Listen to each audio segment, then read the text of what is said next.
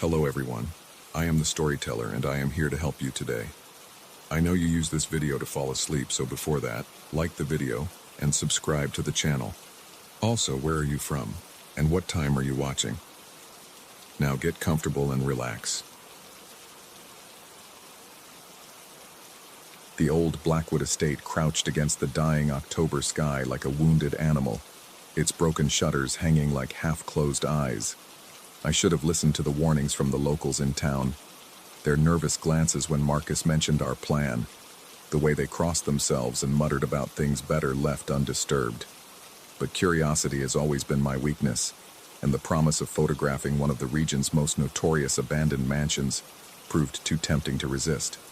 Marcus had found the place through some urban exploration forum, complete with grainy photos and cryptic warnings about electromagnetic disturbances and equipment failures.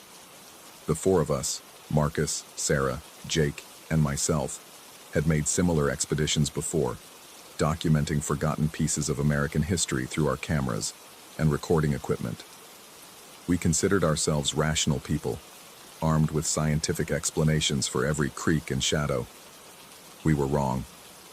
The front door stood ajar, its brass hinges singing a low, mournful note in the autumn wind. The sound followed us as we stepped across the threshold, our flashlight beams cutting through air thick with decades of dust and decay.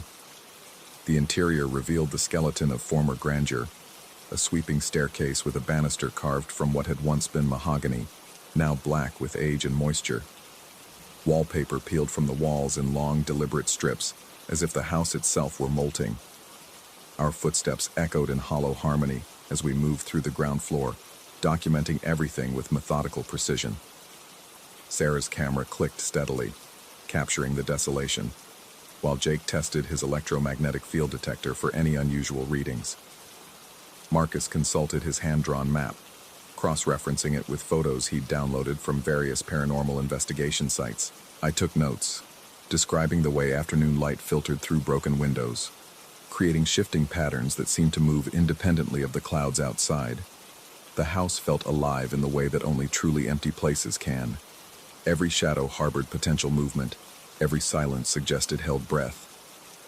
But it wasn't until we reached the second floor that the familiar weight of unease settled across my shoulders like a heavy coat. The upstairs hallway stretched before us, longer than the house's exterior dimensions should have allowed. Doors lined both sides, most hanging open to reveal rooms stripped bare by time and scavengers. But at the far end, one door remained firmly closed, its dark wood unmarked by the vandalism that had touched every other surface in the house. Marcus approached it first, his hand hovering over the antique brass doorknob for a moment before turning it. The mechanism moved silently, without the protest I'd expected from decades of disuse. The door swung inward, revealing a room that defied every expectation. Unlike the rest of the house, this space appeared untouched by time or neglect.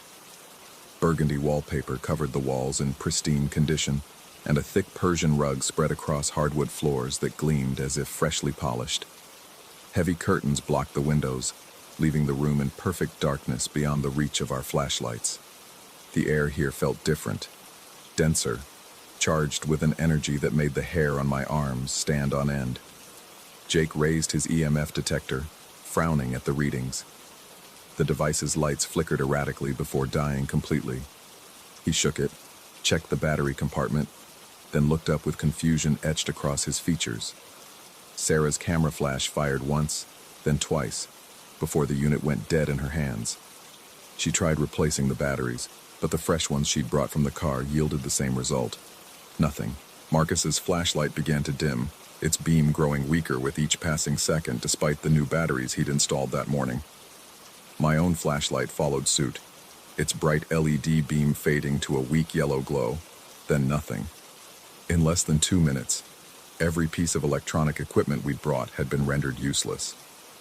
We stood in complete darkness, the only sound our collective breathing and the distant whisper of wind through broken windows somewhere in the house below. That's when we heard it for the first time, a steady clicking, rhythmic and mechanical, like a metronome keeping time in the darkness. The sound seemed to come from everywhere and nowhere, filling the room with its persistent rhythm. Click, click, click. Each pulse seemed to resonate in my chest, matching the accelerated beat of my heart. Jake's voice came from somewhere to my left, barely above a whisper. He recognized the sound immediately, the distinctive signature of a Geiger counter detecting radiation. But none of us had brought such a device, and the clicking continued with mechanical persistence, neither increasing nor decreasing in tempo. We fumbled in the darkness for several minutes, trying to locate the source of the sound. Our hands found only smooth walls and empty air. The clicking surrounded us, emanated from the very atmosphere itself, defying our attempts to pinpoint its origin. Sarah suggested we retreat, but when we turned toward where the door should have been, we encountered only solid wall. I ran my hands across the surface frantically, feeling for the doorframe we'd passed through minutes before. My fingers found nothing but smooth wallpaper and what felt like seamless construction. The door had vanished completely, leaving us trapped in a room that should not exist, listening to the ominous measurement of invisible danger. Panic began to set in as we realized our situation. We were sealed in complete darkness with a phantom Geiger counter as our only companion, its relentless clicking serving as both guide and torment. Minutes passed like hours as we explored every inch of our prison, searching for any opening, any weakness in the walls that might offer escape. The clicking grew louder, more insistent, until it dominated every thought. I found myself counting the pulses, trying to discern patterns or changes in rhythm that might offer clues to our predicament. But the sound remained maddeningly constant, a mechanical heartbeat that seemed to mock our growing desperation. Time became meaningless in that absolute darkness. We might have been trapped for minutes or hours. There was no way to know. The clicking became a form of torture, its persistence wearing away at our nerves like water eroding stone. I began to notice that my companion's breathing had taken on the same rhythm as the mysterious device, as if we were all being slowly synchronized to its mechanical pulse. Strange sensations began to manifest in the darkness. I felt temperatures fluctuate wildly across my skin, patches of intense cold followed by areas of uncomfortable warmth. The air itself seemed to thicken and thin randomly, sometimes making each breath feel labored, other times leaving me gasping as if the atmosphere had suddenly thinned to high altitude levels. My sense of spatial orientation began to deteriorate. The room felt sometimes vast as a cathedral, other times cramped as a coffin. When I reached out to touch the walls, they seemed to recede from my fingers, always just beyond reach. Yet when I took a step forward, I immediately encountered solid barriers where none should exist. The clicking changed subtly, developing harmonics and overtones that suggested multiple sources operating in complex rhythms. I began to hear patterns within patterns, as if the sound were encoding some message in its mechanical language. My mind, starved for sensory input beyond the auditory, began to create meaning where none might exist. Sarah's voice reached me across the impossible geography of our prison, describing sensations that mirrored my own. She spoke of feeling watched by unseen observers, of air that moved against her skin in deliberate patterns, of the sense that the room itself was breathing around us. Her words took on a dreamlike quality, as if spoken from a great distance or through layers of interference. Marcus reported similar experiences, his rational mind struggling to process inputs that defied logical explanation. He described feeling drawn toward certain areas of the room by forces he couldn't identify, as if invisible currents were directing his movements. When he tried to resist these impulses, he found himself disoriented and unable to locate the rest of us, despite our voices seeming to come from nearby. Jake's contributions to our shared narrative grew increasingly fragmented. He spoke of seeing lights that weren't there, of feeling the phantom radiation counted by our invisible Geiger counter as it passed through his body in measured doses. His descriptions became more elaborate and specific, detailing colors and patterns that should have been impossible in our absolute darkness. As time continued its unmeasurable passage, I began to question whether my companions were really there at all. Their voices seemed to fade in and out like distant radio transmissions, sometimes clear and present, other times distorted beyond recognition. I called out to them repeatedly, but the responses came at unexpected intervals and from directions that seemed to shift without warning. The clicking evolved further, developing rhythms within rhythms, creating complex polyrhythmic patterns that my mind struggled to follow. I found myself anticipating clicks that never came, hearing phantom pulses in the silence between the real ones. The sound became a living thing, growing and changing, adapting to our presence in ways that suggested intelligence. Physical sensations became increasingly unreliable. I felt myself moving through the room, but my feet never seemed to make contact with the floor. My hands passed through what should have been solid walls, yet encountered resistance where only empty air should exist. The very fabric of reality seemed to have become fluid, responding to expectation rather than physical law. The temperature variations intensified, creating microclimates within the space that defied all understanding of thermodynamics. I would step from areas of Arctic cold into pockets of tropical warmth, then immediately encounter zones where the temperature seemed to fluctuate so rapidly that my skin couldn't process the sensations coherently. My breathing began to synchronize completely with the clicking, as if the phantom device were somehow regulating my autonomic functions. Each pulse seemed to trigger an involuntary response, my heart rate adjusting to match the mechanical rhythm. I felt myself becoming a component in some vast, incomprehensible machine. The voices of my companions became increasingly abstract, their words blending together into a stream of consciousness that might have been dialogue, or might have been my own thoughts echoing back from the darkness. I could no longer distinguish between speaking and listening, between my own voice and those of others. Reality itself began to fragment. I experienced moments of perfect clarity, followed by periods of complete disorientation. During the clear intervals, I would find myself questioning everything that had happened, wondering if we had ever entered the house at all, if my companions existed beyond my own imagination, if I was even physically present in this impossible room. The clicking became my anchor to what might have been reality, the one constant in a world where every other sensation had become unreliable. I clung to its mechanical persistence as proof that something objective existed beyond my deteriorating perceptions. Yet even this certainty began to erode, as I realized I could no longer distinguish between the sound reaching my ears and the rhythm my mind expected to hear. Hours or days might have passed when the change occurred.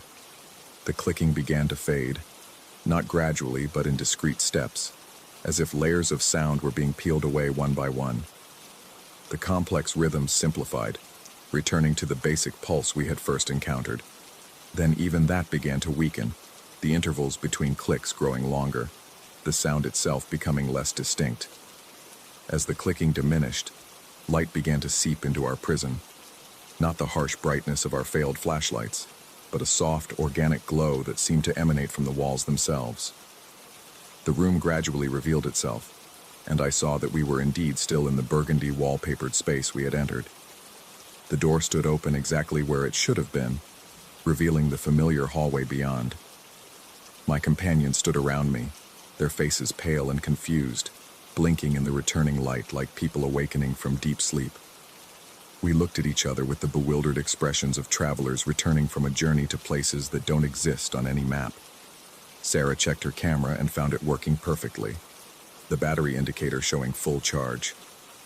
Jake's EMF detector powered on without complaint, its readings normal for an old house with aging electrical systems. Marcus's flashlight blazed with full intensity when he tested it, as did my own. We left the room quickly, none of us speaking about what had occurred. The need to escape overwhelmed any desire to investigate further or document our experience. We retraced our steps through the house, our equipment functioning normally, finding no evidence that anything unusual had ever happened. It wasn't until we were outside, loading our gear into the car, that Jake made the discovery that would haunt us all. While checking his equipment bag, he found a device he didn't remember packing, a vintage radiation detector, its mechanical clicking mechanism identical to the sound that had dominated our experience in the room. The device was clearly old, its brass fittings tarnished with age, its analog dial marked with measurements in units that predated modern standards. None of us recognized it, yet there it was, nested among Jake's gear, as if it had always belonged there. When he activated it, the familiar clicking filled the autumn air, measuring background radiation levels that fell well within normal ranges. We drove away from the Blackwood estate in silence, each lost in thoughts we couldn't or wouldn't share. The experience had left us fundamentally changed, carrying questions that demanded answers we might never find. The rational explanations we had always relied upon seemed suddenly inadequate, insufficient to contain the enormity of what we had experienced. In the days that followed, I researched the history of the house with obsessive thoroughness. I found records of the Blackwood family, successful industrialists who had built their fortune in the early atomic age. They had been involved in uranium mining operations, processing facilities that had operated with the casual disregard for safety that characterized that era of nuclear enthusiasm. The records suggested that certain rooms in the house had been used for storage of radioactive materials, back when such practices were considered acceptable. Government documents indicated that the property had been subject to extensive remediation efforts in the 1970s, though the specific details remained classified. The house had been abandoned shortly thereafter, its inhabitants relocated by federal authorities for reasons that the available documents described only as environmental concerns. This information should have provided comfort, offering a rational explanation for our experience.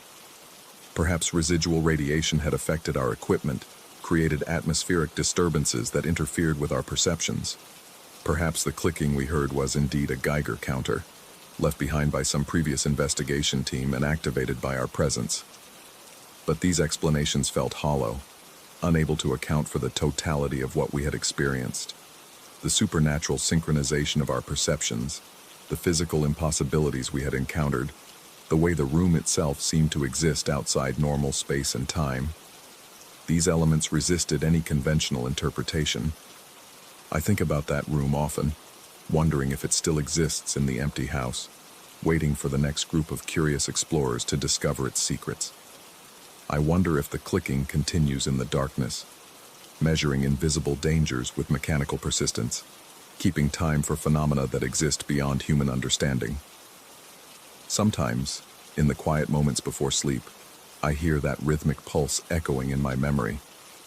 I count the beats and try to discern patterns, searching for meaning in the mechanical language of radiation detection.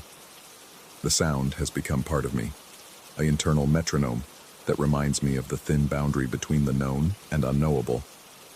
The vintage Geiger counter sits on a shelf in my study now, silent and inert. Jake insisted I keep it, claiming it disturbed his sleep with phantom clicking that only he could hear. I've never activated it since that day, afraid of what it might measure, what invisible contamination might have followed us home from the Blackwood estate. On quiet nights when the house settles around me and the normal sounds of modern life fade away, I sometimes think I hear it clicking softly in the darkness. But when I investigate, I find only silence and the steady green glow of the device's dormant indicator light. I tell myself it's just memory, just the echo of trauma manifesting as auditory hallucination. But deep in my heart, I know the truth is more complex than any rational explanation can contain. Some experiences transcend the boundaries of objective reality, leaving us forever changed by encounters with forces that operate according to rules we've never learned to understand. The clicking continues somewhere in the darkness, measuring things that shouldn't exist, keeping time for processes that unfold beyond the reach of human comprehension. And sometimes, in the space between sleeping and waking, I find myself counting along, my heartbeat synchronizing with that mechanical pulse that may or may not be real. Story 2.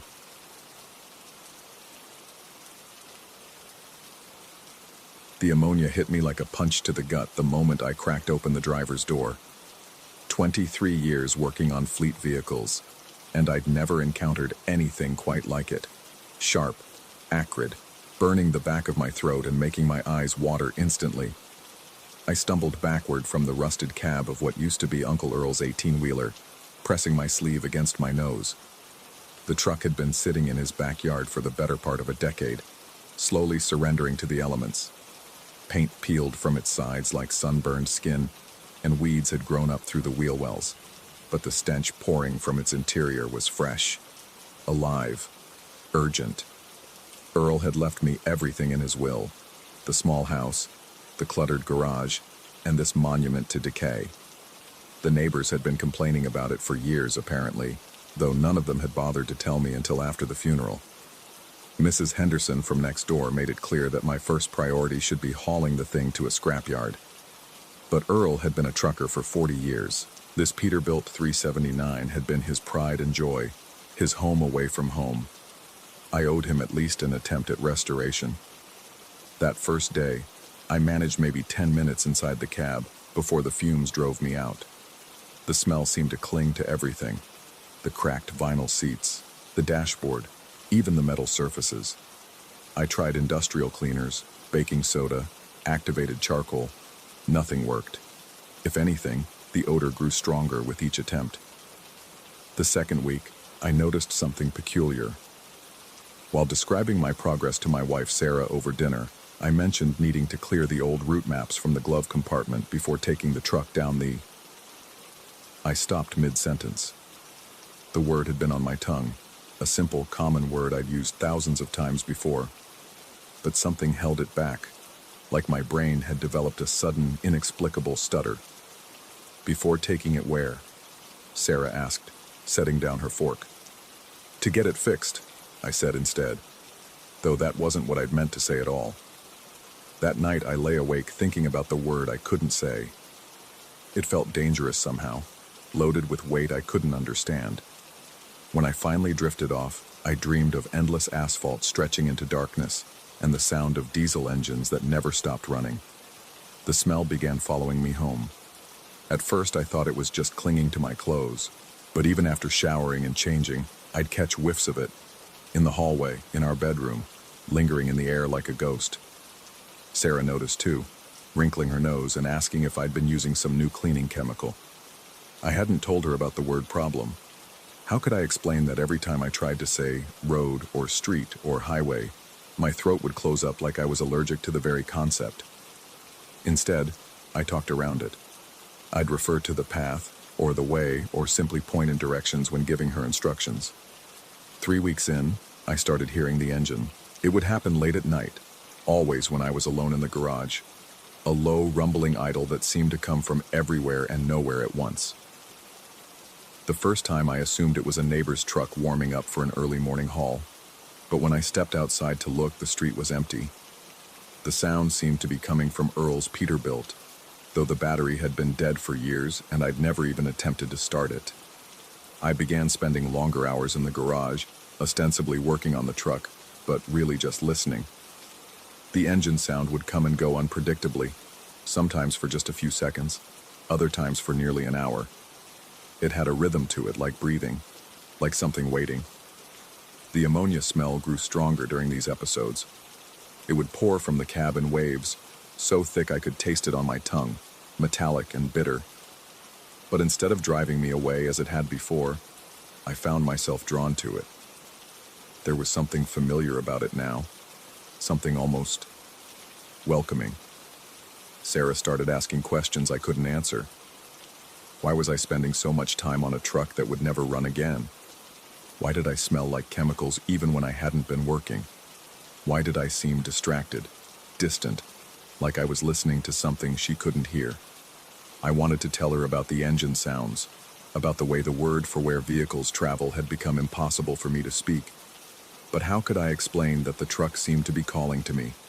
That every night I felt a growing urge to climb into that reeking cab and turn a key that hadn't turned in years. 1 month after starting the restoration, I found the logbooks. They were tucked behind the passenger seat, wrapped in a plastic bag that had somehow kept them dry despite the truck's deteriorating condition. Earl's handwriting filled page after page. Dates, destinations, cargo loads, fuel stops. But as I flipped through them, a pattern emerged that made my hands tremble.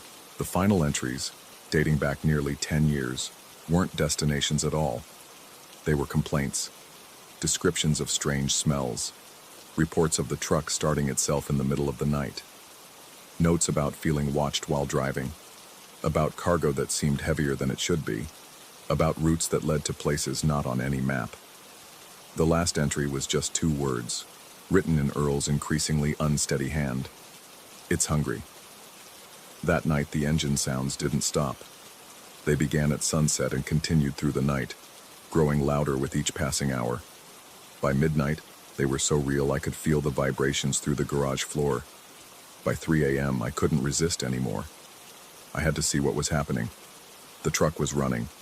All the lights on the dashboard glowed like malevolent eyes. The engine purred with mechanical contentment, smooth and powerful despite years of neglect. Impossible but undeniable. The cab door stood open, as if inviting me in.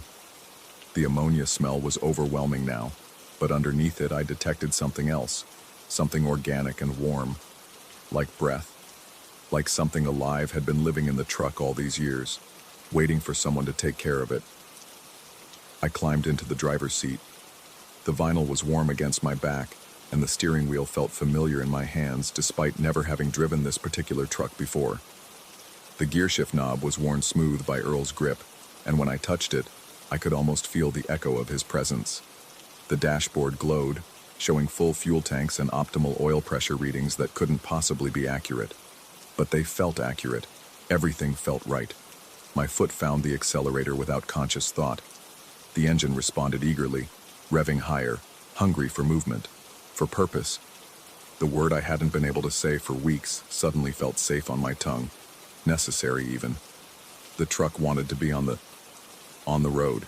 The moment I thought it, the smell exploded around me. Not just ammonia now, but something richer, more complex. Like earth and rain and endless distances. Like freedom and hunger, and an ancient need that had been denied too long. I understood then what Earl had discovered in those final months. The truck wasn't just a machine. It was alive in some fundamental way, sustained by movement, by purpose, by the endless ribbon of asphalt that connected everywhere to everywhere else. It had been starving in his backyard, slowly dying from stillness, but it had waited patiently for someone else to understand, someone who could give it what it needed. My hands were steady on the wheel now. The garage door stood open. Had I opened it? I couldn't remember. Beyond lay the suburban street, and beyond that, the highway system that stretched across the entire continent like arteries in some vast mechanical body. The truck rolled forward. Sarah's face appeared at our bedroom window, framed by the curtains she'd drawn aside. Her expression shifted from curiosity to confusion to something approaching fear as she watched me guide the impossible running truck out of the garage. I wanted to wave to her, to explain somehow that this was necessary, that I finally understood what Earl had been trying to tell me in those final logbook entries. But my hands wouldn't leave the wheel. The truck accelerated smoothly down the street, past the sleeping houses of our neighbors, past Mrs. Henderson's perfect lawn and the Johnsons' barking dog. The speedometer climbed steadily, 30, 40, 50 miles per hour. Too fast for a residential street, but I couldn't seem to slow down.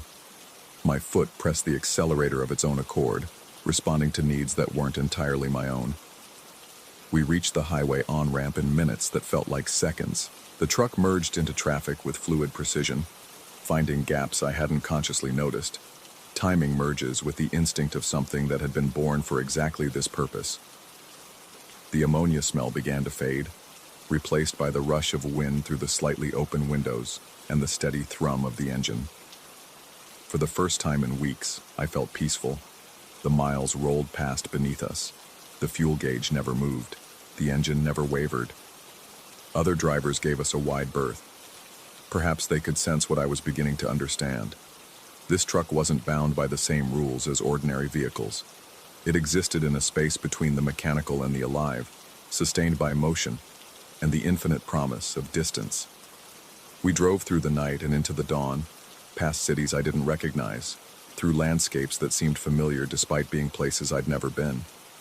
The truck's CB radio crackled occasionally with voices that might have been other drivers, or might have been something else entirely. They spoke in code about loads that needed moving, about routes that existed only for those who knew how to find them. I tried to respond, but my voice came out as someone else's. Earl's voice, perhaps, or the voice of whatever the truck had become after years of enforced stillness. The words weren't mine, but they felt right. 10-4, good buddy. We're back on the road. The sun climbed higher, casting long shadows across the asphalt.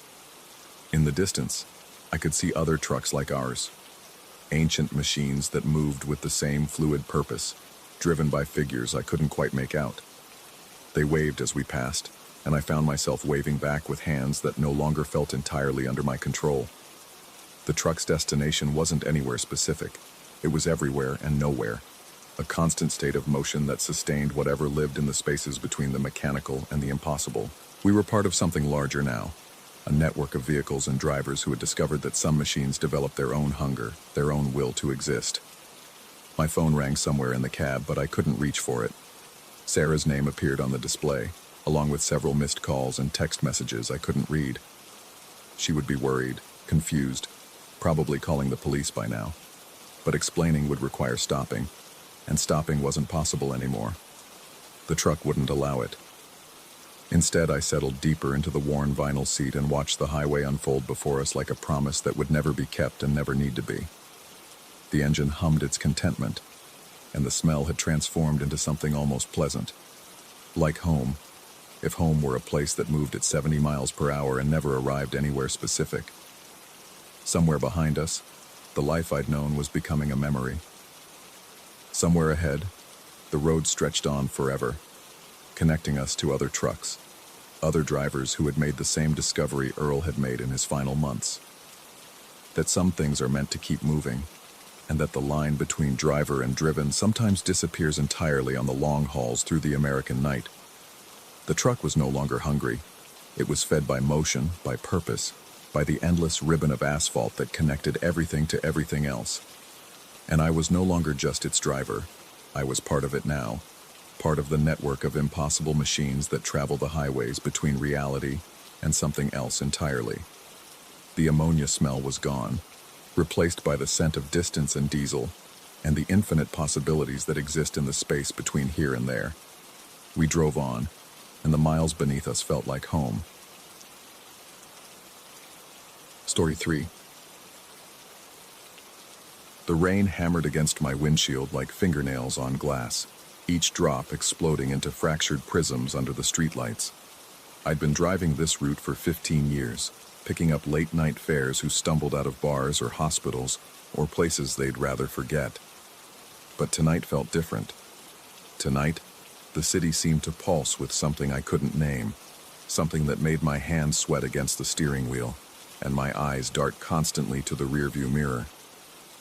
She appeared at the corner of 5th and Madison like a ghost materializing from the rain. Tall, maybe 17 or 18, with dark hair plastered to her skull and clothes that clung to her thin frame. She raised her hand tentatively, almost apologetically, as if she wasn't entirely sure she wanted the ride. I pulled over, watching her through the passenger window as she approached. Her eyes were wide, darting left and right, and I noticed how she kept glancing over her shoulder. "Where to?" I asked as she slid into the back seat, bringing with her the scent of rain and something else, something metallic and sharp that made my stomach clench. "Riverside Drive," she said, her voice barely above a whisper. "The apartment complex near the bridge." I knew the place. 20 minutes on a good night, maybe 30 with this weather. I adjusted my mirror and caught her reflection. She was pressed against the door, staring at the empty seat beside her. Her lips moved silently, and I felt that familiar prickle at the base of my neck that every cabbie learns to recognize, the signal that something wasn't right. "You okay back there?" I asked, pulling into traffic. She startled, her gaze snapping to meet mine in the mirror. "Fine," she said quickly. "Just tired." But her eyes weren't tired. They were terrified. I'd seen fear before. Hell, I'd felt it plenty of times in this job. But there was something different about the way she kept glancing at that empty seat, the way her shoulders hunched as if she were trying to make herself invisible. It reminded me of the way my daughter used to act when she'd have nightmares, convinced that monsters lurked in every shadow. We drove in silence for several blocks. The only sounds the rhythmic sweep of windshield wipers and the hiss of tires on wet asphalt. I found myself stealing glances at her in the mirror, watching as she continued to stare at the space beside her. Once I could have sworn I saw her nod slightly, as if responding to something only she could hear. The unease crept up my spine like cold fingers. I'd been doing this job long enough to develop instincts about people, and every instinct I had was screaming that something was wrong. Not dangerous necessarily, at least not to me, but wrong in a way that made my skin crawl and my mouth go dry. "So," I said, trying to fill the oppressive silence. "Rough night?" She jerked as if I'd shouted, her eyes meeting mine again in the mirror. For a moment she seemed confused, as if she'd forgotten I was there. Then she gave a tight smile that didn't reach her eyes. "You could say that," she replied, and I noticed how carefully she was speaking, as if each word required concentration. That's when I heard it, or thought I heard it, a sound like fabric rustling coming from the back seat. I glanced in the mirror, but there was nothing there except the girl, still pressed against the door, still staring at that empty space. But her expression had changed. Where before there had been fear, now there was something else. Concentration, like she was listening to something I couldn't hear. My hands tightened on the steering wheel. In 15 years of driving cab, I'd transported drunk businessmen who talked to themselves, homeless people who argued with voices only they could hear, teenagers high on whatever chemicals they'd managed to score. But this felt different. This felt like I was intruding on a conversation. Like there was something in my cab that I couldn't see, but that was very much present. The rain intensified, drumming against the roof with increasing violence. The streetlights became blurred halos in the darkness, and the familiar streets took on an alien quality that made me question my route. I knew these roads like the back of my hand, had driven them thousands of times, but suddenly everything seemed slightly off, as if the city itself had shifted a few degrees while I wasn't looking. "It's getting worse out there," I said, more to hear my own voice than to start a conversation. The girl nodded absently, then did something that made my blood run cold. She turned toward the empty seat and whispered something I couldn't quite catch. But her lips moved deliberately, forming words, and her head tilted as if she were listening to a response. I found myself slowing down, though I couldn't say why. Part of me wanted to pull over, to turn around and ask her what the hell was going on. But another part, a deeper, more primitive part, warned me not to look too closely, not to ask questions I might not want answered. The silence stretched between us, heavy and oppressive. I could hear my own breathing, unnaturally loud in the confined space of the cab. The heater was running, but I felt cold, as if something had sucked all the warmth from the air. My skin prickled with the sensation of being watched, though every time I checked the mirror, there was only the girl, still focused on that empty seat beside her. "Everything all right back there?" I asked again, though I wasn't sure I wanted an answer. She looked up, startled, and for a moment her expression was completely blank, as if she'd forgotten where she was. Then awareness flooded back into her eyes, along with something that looked like panic. "Yes," she said quickly, "everything's fine. We're just talking." The word hung in the air like smoke, and I felt my stomach drop. I glanced in the mirror again, studying the empty seat beside her. Nothing there, of course, just worn vinyl and shadow. But the way she'd said it, the casual certainty in her voice, made me wonder if I was missing something, if there was someone, or something, in my cab that I simply couldn't perceive. The thought was ridiculous, but it lodged in my mind like a splinter. I'd always prided myself on being a rational man, someone who dealt in concrete realities, fares and distances, gas prices and traffic patterns. But rationality seemed fragile now, something that could be shattered by the wrong word or gesture. We passed under a streetlight, and for just an instant, I could have sworn I saw a shadow in the back seat that didn't belong to the girl. It was there and gone so quickly that I couldn't be sure it had been there at all, but it left me with a crawling sensation between my shoulder blades, as if invisible eyes were studying the back of my head. "How much further?" the girl asked, and I noticed that her voice had changed subtly. Before, she'd sounded frightened, uncertain. Now there was something else there, a kind of careful control, as if she were performing for an audience I couldn't see. "About 10 more minutes," I replied, though I found myself hoping it would be less.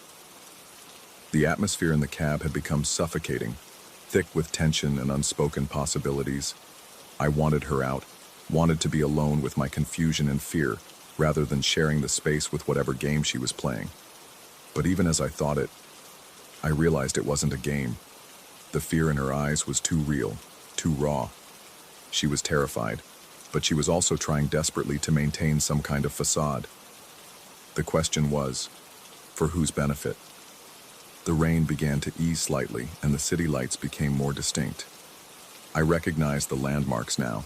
We were getting close to Riverside Drive. Soon this would be over, and I could return to the familiar routines of my night shift, picking up normal passengers with normal problems. The thought was comforting, but it felt distant, as if normalcy were something I might never quite reach again. "Turn left at the next light," the girl said, and I realized she'd been watching the route carefully, as if she were as eager as I was to reach our destination. But as we approached the intersection, something changed. The girl's posture stiffened, and she leaned forward slightly, her attention focused entirely on the empty seat beside her. Her lips moved again, but this time I caught fragments of what she was saying. "I know," she whispered. "I've been trying, but..." She paused as if listening, then shook her head. "He won't understand. He can't see you." The words hit me like a physical blow. She was talking about me, referring to me as if I weren't sitting 3 feet away. But more disturbing was the certainty in her voice, the absolute conviction that she was in conversation with someone real. I made the left turn mechanically, my mind reeling. Every rational part of me insisted that the girl was delusional, that she was experiencing some kind of psychotic break or drug-induced hallucination. But another part, a part I didn't want to acknowledge, wondered if the problem wasn't with her perception, but with mine. What if there really was someone in the back seat? What if I was the one who was blind? The thought was absurd, but it wouldn't leave me alone. I found myself studying the mirror more intently, looking for any sign, any shadow or reflection that might suggest a presence I'd somehow missed. But there was nothing. Just the girl, still pressed against the door, still engaged in her impossible conversation. "It's the building with the green awning," she said suddenly, and I realized we'd reached Riverside Drive. The apartment complex loomed ahead, a massive brick structure that seemed to absorb the light rather than reflect it. I pulled up to the curb and put the car in park, but as I reached for the meter, the girl spoke again, and what she said made my blood freeze in my veins. "He's going to turn around now," she whispered to the empty seat. "When he does, you have to be very still. He can't know." The words were spoken so quietly I almost missed them, but their meaning was unmistakable. She was warning someone I couldn't see, about my movements. The implication was staggering, that there was indeed another passenger in my cab, someone who had been there all along, someone who existed in a space I couldn't access, but who was apparently very much aware of me. I sat frozen, my hand halfway to the meter, every instinct screaming contradictory messages. Part of me wanted to turn around, to confront whatever was or wasn't there. But another part, a deeper and more primal part, warned me that some things were better left unseen, that there were truths that could shatter the fragile boundaries between what was real and what was possible. The rain had stopped completely now, leaving only the sound of water dripping from the awning and the distant hum of traffic. The silence in the cab was absolute, as if the entire world were holding its breath. "How much?" the girl asked, her voice carefully normal, and I realized she was trying to end this encounter as quickly as possible. $18.50, I managed, though my voice sounded strange to my own ears. She leaned forward and handed me a 20, her movements careful and deliberate. As she did, I caught another glimpse of her in the mirror, and what I saw made my stomach clench with renewed fear. She wasn't looking at me or at the money-changing hands.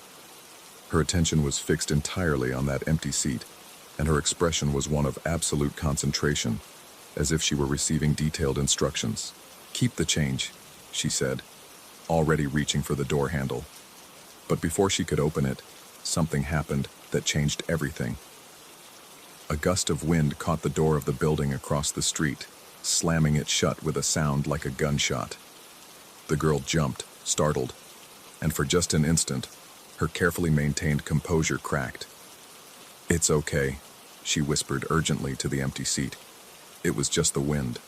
We're almost there." And in that moment, I realized the truth that had been hiding at the edges of my perception all along. The girl wasn't delusional. She wasn't talking to imaginary companions or experiencing hallucinations.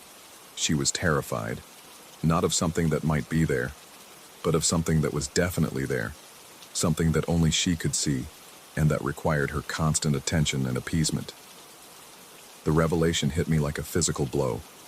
For the past 20 minutes, I had been sharing my cab not with one passenger, but with two. The girl and someone, or something, else. Someone who had been listening to every word I'd spoken, observing every move I'd made, present in a way that transcended my ability to perceive.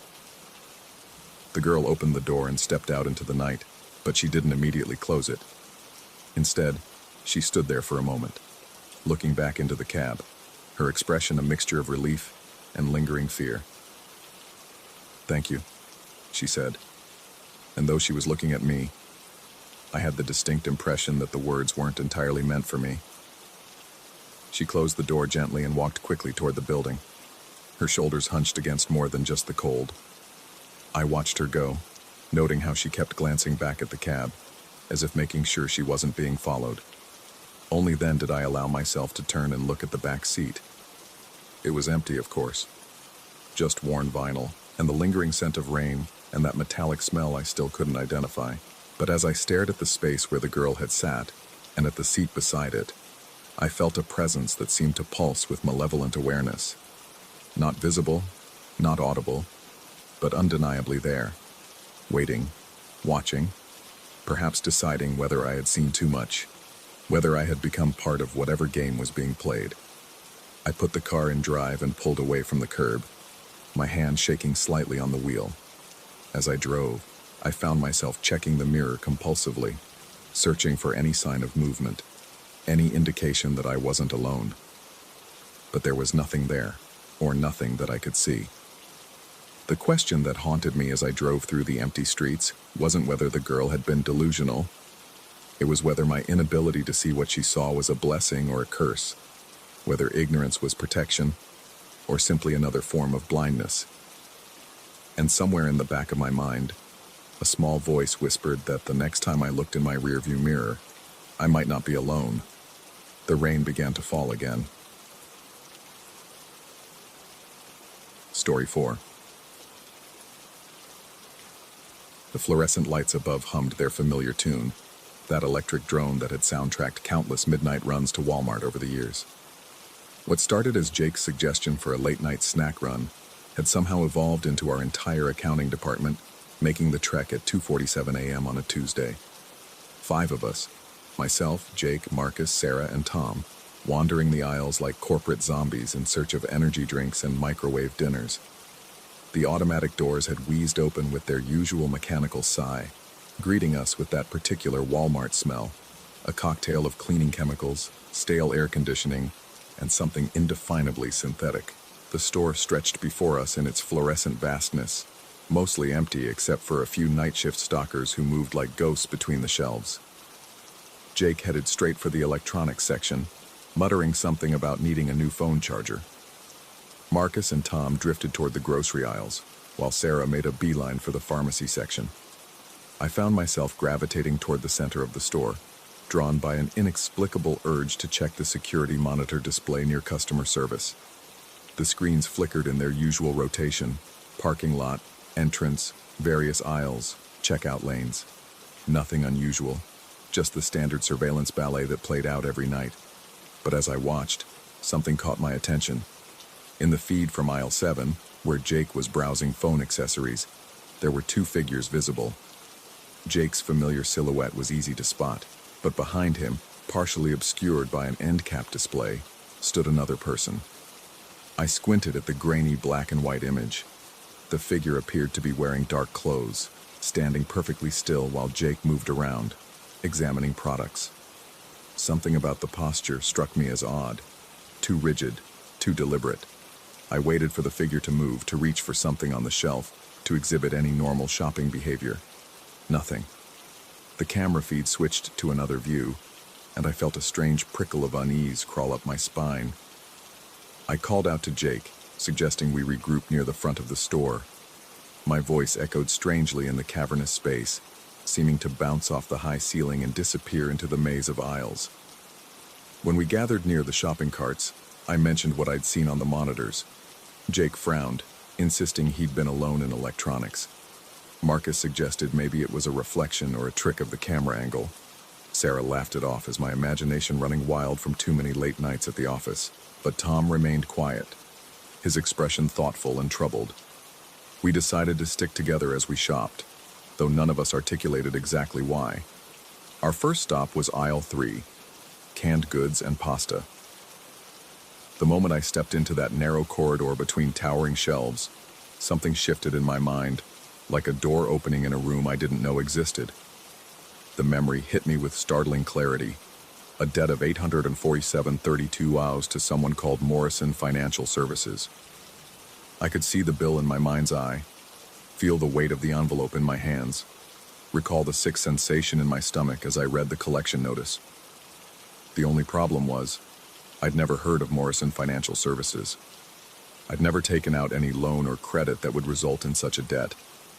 I shook my head, trying to dislodge the false memory, but it clung to my consciousness like smoke. Around me, my colleagues moved slowly down the aisle, their expressions growing increasingly distant and troubled. Marcus paused in front of a display of tomato sauce, his hand pressed against his temple. Sarah stared blankly at a row of pasta boxes, her face pale under the harsh lighting. None of us spoke about it, but I could sense that whatever was happening to me was affecting them too. We moved through the store like sleepwalkers, each aisle bringing fresh waves of impossible memories. In aisle 5, breakfast cereals and snacks, I suddenly recalled owing $1,200 to a payday loan company I'd never visited. The memory was so vivid I could taste the desperation in my mouth, feel the humiliation of begging for an extension I'd never actually needed. The security monitors continued their relentless rotation whenever we passed the customer service area, and each time, I glimpsed that sixth figure, sometimes in the background of where we'd just been, sometimes ahead of us in an aisle we were approaching. The figure never seemed to shop, never interacted with products or displays. It simply existed, a dark constant in our peripheral vision. By aisle 8, household cleaning supplies, the debt memories had become overwhelming. A $2,500 obligation to a credit card company whose logo I recognized, but whose services I'd never used. A $950 medical bill for a procedure I'd never undergone. A $1,800 student loan payment for an education I'd never received. Each false memory came complete with accompanying emotions: shame, anxiety, the crushing weight of financial obligation. Tom was the first to crack. Standing between the bleach and the fabric softener, he turned to us with wild eyes and asked if anyone else was remembering debts they'd never incurred. The relief in his voice when we all nodded was palpable, but it was quickly replaced by a deeper fear. If we were all experiencing the same impossible phenomenon, what did that mean? Were we losing our minds collectively? Was something in the air, some kind of gas leak affecting our perception? Marcus suggested we leave immediately, but as we turned toward the front of the store, I caught sight of the security monitors again. The sixth figure was no longer in the background of our shopping expedition. It was standing directly in front of the customer service desk, facing the cameras, facing us. Even in the grainy black and white feed, I could make out enough detail to know that this wasn't one of the night shift employees. The figure wore what appeared to be an old-fashioned suit, formal and out of place in the casual environment of a late-night Walmart. But it was the posture that truly unsettled me. Perfectly straight, arms at its sides, head tilted at an angle that suggested it was studying us as intently as we were studying it. I pointed out the figure to my colleagues, and we all crowded around the monitors. For a moment, we stood transfixed, watching this impossible person who seemed to exist only in the digital realm of the security system. Then the camera angle switched, and the figure was gone. Jake suggested we check the customer service desk directly, but when we turned around, the area was empty except for the usual abandoned shopping carts and scattered promotional materials. The cognitive dissonance was staggering. We'd all seen the figure on camera, but there was no corresponding physical presence in the actual space. As we stood there, trying to process what we'd witnessed, new debt memories began surfacing. These were different from the earlier ones, more specific, more personal, more devastating. I suddenly recalled defaulting on a mortgage for a house I'd never owned, the foreclosure notice arriving on a Tuesday morning that felt real enough to taste. The memory included details I couldn't have invented. The texture of the envelope, the sympathetic expression on my mail carrier's face, the way my hands had shaken as I read the legal terminology. Sarah gasped beside me, her hand flying to her mouth. She began describing a bankruptcy proceeding she'd never been part of, complete with the humiliation of having her assets cataloged by strangers and the suffocating presence of lawyers who spoke about her life as if she weren't in the room. We realized we needed to leave, but the exit seemed impossibly far away. The store had taken on a dreamlike quality, with aisles stretching longer than they should and familiar landmarks appearing in wrong places. The fluorescent lights flickered with increasing frequency, casting moving shadows that played tricks on our peripheral vision. In aisle 12, automotive supplies, the debt memories reached a crescendo. I found myself remembering a civil lawsuit that had never happened, a judgment against me for damages I'd never caused. The memory was so complete, it included the lawyer's coffee-stained tie and the way the courtroom smelled like old wood and broken dreams. Around me, my colleagues were experiencing their own impossible legal and financial disasters, their faces reflecting the same bewildered terror I felt. It was Tom who first noticed that we weren't alone in the aisle. At the far end, barely visible between the motor oil displays and tire pressure gauges, stood a figure in an old-fashioned suit. Not on a security monitor this time, but physically present in the store with us.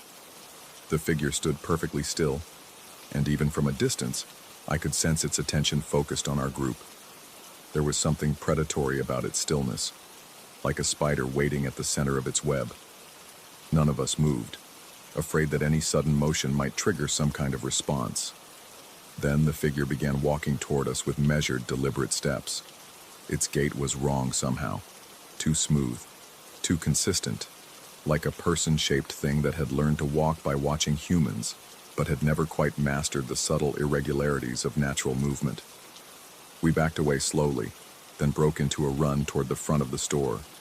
Behind us I could hear those measured footsteps maintaining their steady rhythm, neither speeding up nor slowing down, simply following with mechanical persistence. The exit doors seemed to retreat as we approached them, the automatic sensors failing to trigger.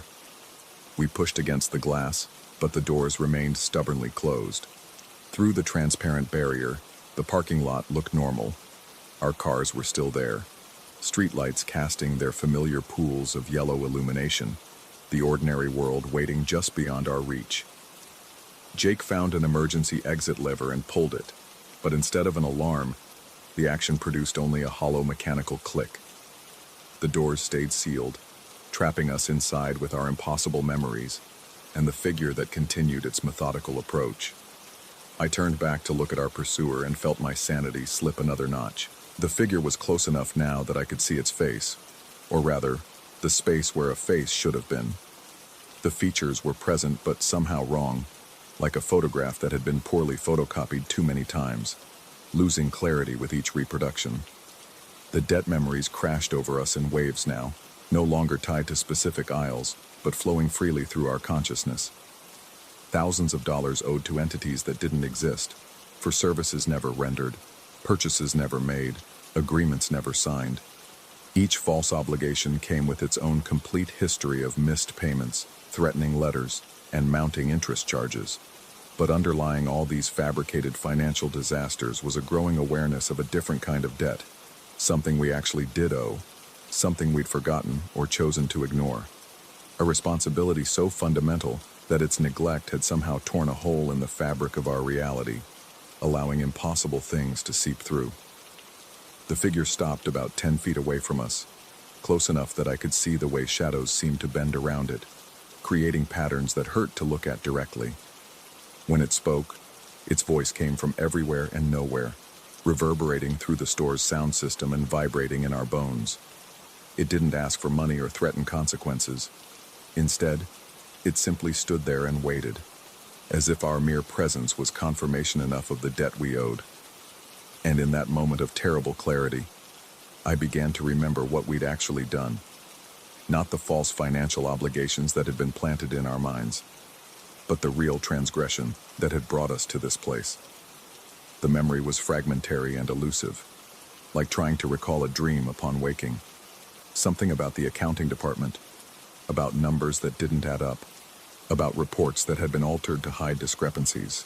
Nothing criminal exactly, but something that had left a stain on our collective conscience, a debt to truth that we'd never acknowledged or repaid. As the realization dawned, the store around us began to shift and change. The aisles reorganized themselves, products rearranging into configurations that spelled out accusations in languages I couldn't read but somehow understood. The security monitors flickered to life, displaying images not of the current moment but of past actions, choices made in boardrooms and cubicles, small compromises that had accumulated into something larger and darker. The figure watched us remember, its impossible face showing what might have been satisfaction or simply patience. It had not come to collect money or extract punishment. It had come to ensure that we could no longer pretend we didn't owe what we owed. The fluorescent lights began to strobe faster, and in the intervals of darkness between flashes, I caught glimpses of other figures throughout the store, shadowy forms that might have been other debtors or other collectors, all trapped in the same impossible transaction. Then, as suddenly as it had begun, everything stopped. The lights steadied, the memories receded to a manageable whisper, and the figure simply vanished. The exit doors hissed open, releasing us into the normal world of asphalt and streetlights, and the familiar comfort of our cars. We drove home in separate vehicles, and by morning, the impossible memories of financial debts had faded like dreams. But the other memory, the real one, remained. We returned to work the next day, and quietly began making the corrections that should have been made months earlier. Reports were revised, discrepancies acknowledged, accountability accepted. I've never been sure if what happened in that Walmart was real, or some kind of collective breakdown brought on by guilt and overwork. The security footage from that night, when I finally worked up the courage to request it, showed only 5 figures moving through the store, never 6. But sometimes, in the corner of my eye or reflected in a computer screen, I catch glimpses of that impossible figure, still waiting with infinite patience for debts that can never be fully repaid.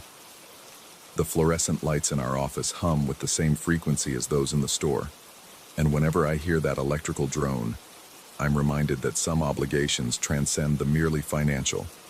Some debts are paid not in currency, but in truth, not in settlements, but in the acknowledgement of what we've chosen to forget. And sometimes, late at night when I'm working alone in the office, I wonder if the figure is still there, standing just outside the range of the security cameras, waiting for the next group of people who need to remember what they owe.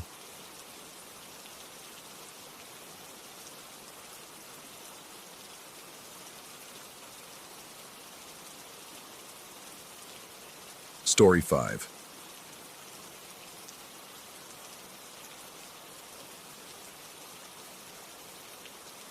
The wood splinters bit into my palms as I hauled another armload of kindling through the dense undergrowth. Camp Galilee sprawled behind me like a collection of mismatched toy buildings, its cabins and mess hall growing smaller with each step deeper into the forest. At 19, I was the oldest counselor in training, which meant I got the jobs nobody else wanted, like gathering firewood alone while the others prepared for evening worship. The October air carried that particular bite that made you want to hurry, made your breath visible in small puffs that dissipated too quickly. Pine needles crunched beneath my boots, and somewhere in the canopy above, a crow released a harsh cry that seemed to echo longer than it should have. I'd been walking for maybe 20 minutes, following the worn trail that wound deeper into the woods, when I realized how quiet everything had become. No wind rustling through leaves, no distant chatter from camp. Even my own footsteps seemed muffled, as if the forest itself was holding its breath. That's when I saw him. He stood perhaps 50 yards ahead, just visible between the dark trunks of towering pines. A figure in what appeared to be a simple white shirt and dark pants, though the distance made details difficult to discern. What struck me immediately was how still he was. Not the casual stillness of someone pausing to rest, but the absolute motionlessness of a statue. And his skin, what I could see of his face and hands, was so pale it seemed to glow against the forest's shadows. I blinked, trying to clear my vision. When I opened my eyes, he was closer. Not walking closer, not moving at all, really. Just closer. Maybe 30 yards now, still perfectly motionless, still watching me with what I was beginning to realize was an unblinking stare. The pale skin that had caught my attention before now seemed almost luminous, like fresh chalk against a blackboard. My heart started hammering against my ribs. I told myself it was a trick of the light, maybe another counselor playing some kind of elaborate prank. But as I stood there, frozen with an armload of kindling, I noticed something that made my blood run cold. I couldn't see the man's chest rising and falling. No breath clouds in the crisp air. No sign of life beyond that horrible patient watching. I forced myself to blink again, deliberately this time, squeezing my eyes shut for a full second before opening them. He was 10 yards away. This time I could see his face clearly, and I immediately wished I couldn't.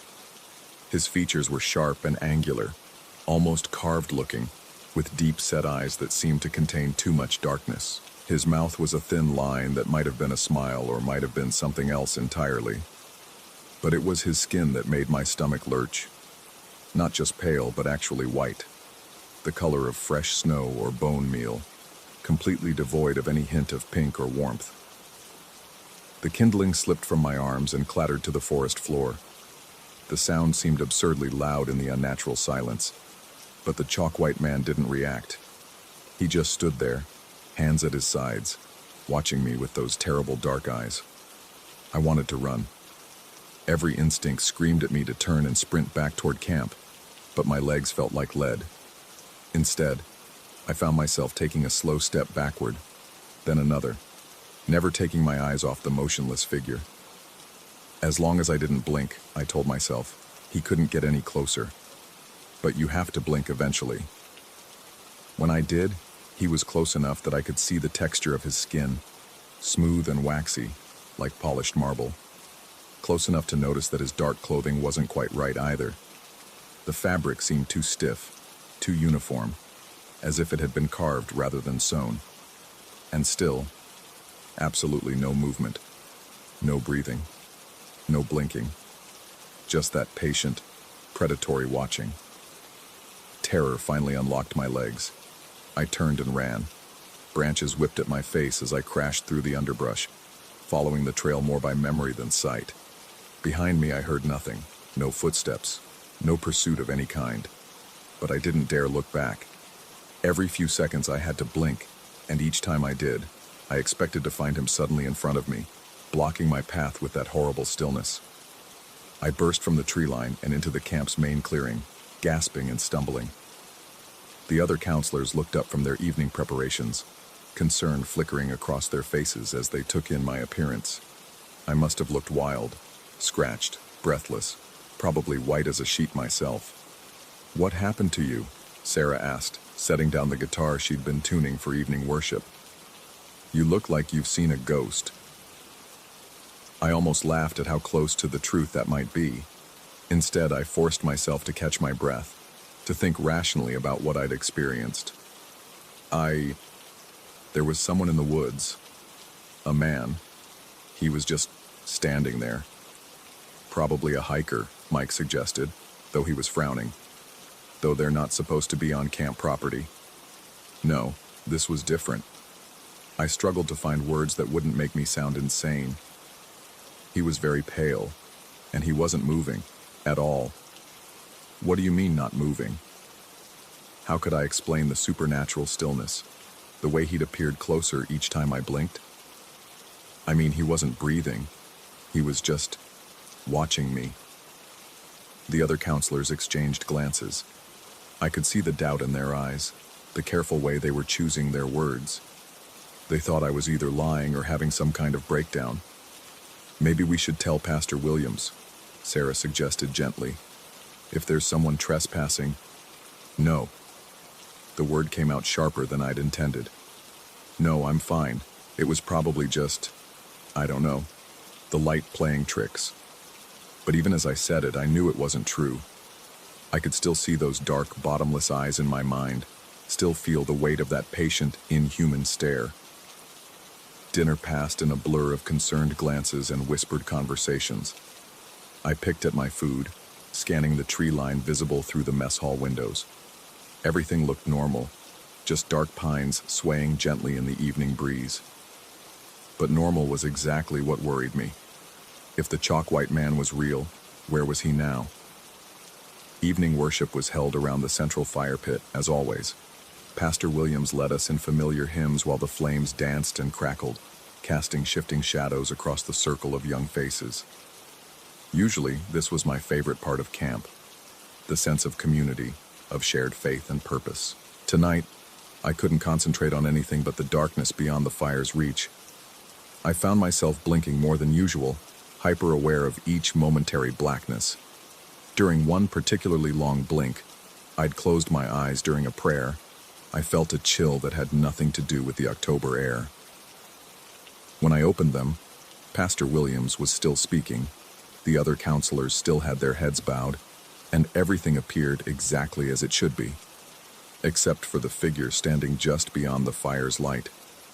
He was exactly as I'd seen him in the forest, motionless, chalk white, watching with those terrible dark eyes. But now he was close enough that I could see details that made my skin crawl. His fingers were too long, too pale, ending in what might have been fingernails but looked more like small chips of bone. His hair was dark, but somehow didn't cast shadows on his face the way it should have. And his eyes. His eyes seemed to be looking directly at me, even though I was sitting on the far side of the fire. I must have made some sound, a gasp or whimper, because Sarah glanced over at me with concern. When I looked back toward the darkness, he was gone. "Are you all right?" she whispered. I nodded, not trusting my voice. But I wasn't all right. I was beginning to understand that whatever was happening to me, it wasn't going to stop. The chalk-white man wasn't just a random encounter in the woods. He was following me, watching me, waiting for something. The rest of the evening passed in a haze of paranoia. I helped clean up after worship, participated in the evening devotions, went through all the motions of normalcy, while my eyes constantly scanned the shadows. Every time I blinked, I expected to see that pale figure standing somewhere he hadn't been before, always watching, always patient. When we finally retreated to our cabins for the night, I claimed the bunk closest to the window. The other counselors joked about my sudden desire for fresh air, but I needed to be able to see outside. I lay in the darkness, listening to the familiar sounds of the camp settling down for sleep. Whispered conversations, creaking bunk beds, the distant hoot of an owl. But underneath it all, I could feel something else. A presence. A patient, watching presence that seemed to be just beyond the edge of perception. I must have dozed off eventually, because I woke to find pale moonlight streaming through the cabin window. The other counselors were sleeping soundly, their breathing deep and regular. Outside, the camp was silent except for the usual night sounds. Crickets, the distant rustle of leaves, the soft lapping of the lake beyond the trees. And then I saw him. He stood directly outside our cabin window, perhaps 3 feet away, separated from me by nothing but a thin pane of glass. In the moonlight, his chalk-white skin seemed to glow with its own inner light, and his dark eyes reflected the moon like pools of black water. He was looking directly at me, and I realized with a sick certainty that he'd been standing there for some time, waiting for me to wake up. I wanted to scream, to wake the others, to do something other than lie there paralyzed by terror. But as I stared at that impossible figure, I began to notice something even more disturbing than his presence. I couldn't see his reflection in the window glass. The moonlight was bright enough that I should have been able to see my own reflection. the reflection of the cabin interior, something. But while I could see the chalk-white man clearly, he cast no reflection at all. It was as if he existed in some space between reality and nightmare, visible but not quite real. I blinked, a long, deliberate blink, and when I opened my eyes, he was gone. But the feeling of being watched remained. I didn't sleep for the rest of the night. I lay there, staring out the window, waiting for him to return. As the hours passed, I found myself questioning everything I'd seen. Was I having some kind of breakdown? Had the stress of the new job, the responsibility of looking after younger campers, finally caught up with me? But even as I tried to rationalize what I'd experienced, I couldn't shake the memory of those dark, patient eyes. There had been something in that gaze, not just watchfulness, but recognition, as if the chalk-white man knew me, as if he'd been looking for me specifically. Dawn came slowly, painting the eastern sky in shades of gray and pink. The other counselors began to stir, and I forced myself to act normal, to go through the motions of another day at camp. But I could feel the weight of those dark eyes on me, even in broad daylight. He was still out there, still watching, still waiting. During morning worship, I found myself scanning the tree line obsessively. Pastor Williams was leading us in a hymn about faith and trust, about walking through the valley of the shadow of death, and I couldn't help but think how appropriate those words were, because I was beginning to understand that whatever the chalk-white man was, wherever he'd come from, he wasn't going to simply disappear. He was part of my reality now. The question was whether that reality was something I could trust, or whether I was slowly losing my grip on sanity itself. As the song ended, and we bowed our heads for prayer, I closed my eyes and tried to find some peace, some center in the growing storm of my thoughts. But even with my eyes closed, I could feel him out there, patient and eternal, waiting for the next time I would have to blink. And in that moment of darkness behind my eyelids, I realized the most terrifying truth of all. I wasn't sure I wanted to know whether he was real or not. Because if he was real, then the world was far stranger and more dangerous than I'd ever imagined. And if he wasn't real, then I was losing my mind. Either way, I was trapped in a nightmare that had no clear end, watched by eyes that never closed, pursued by something that moved without moving, existed without existing, and waited with the patience of stone for something I couldn't even begin to understand. The prayer ended, and I opened my eyes to find Pastor Williams looking at me with concern. Around us, the other counselors were beginning to disperse, heading off to prepare for the day's activities. Everything was normal, peaceful, exactly as it should be. But I knew, with a certainty that chilled me to the bone, that this was far from over. The chalk-white man was still out there, still watching, still waiting. And sooner or later, he would blink closer again. I just had to hope that when he finally reached me, I would still be sane enough to understand what he wanted, or brave enough to find out.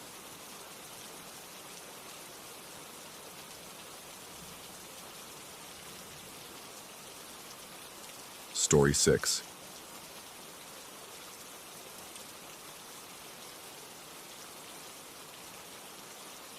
The security monitor's blue glow painted my face in harsh shadows as I watched door 3B swing open into the empty hallway. No one should have been in that wing, hadn't been for months. The timestamp read 2:47 a.m., and Marcus was making his rounds on the opposite side of the building. I leaned forward, squinting at the grainy footage, waiting for someone to emerge from the darkness beyond the doorframe. Nothing. The door remained open, a black mouth yawning into the abandoned tuberculosis ward of Waverly Hills Sanatorium.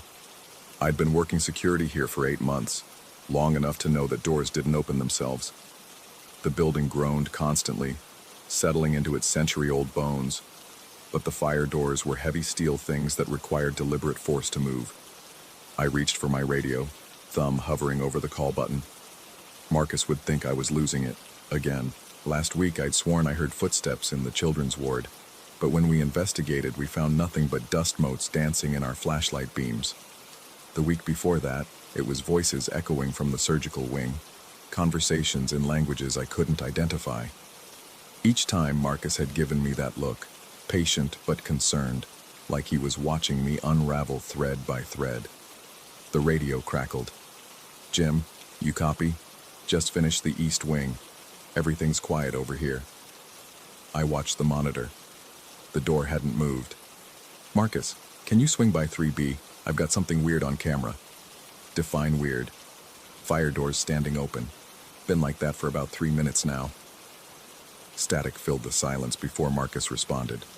"On my way. Don't go alone." I shouldn't have been surprised by his caution. 3 security guards had quit in the past 6 months, all citing personal reasons that everyone knew meant the same thing.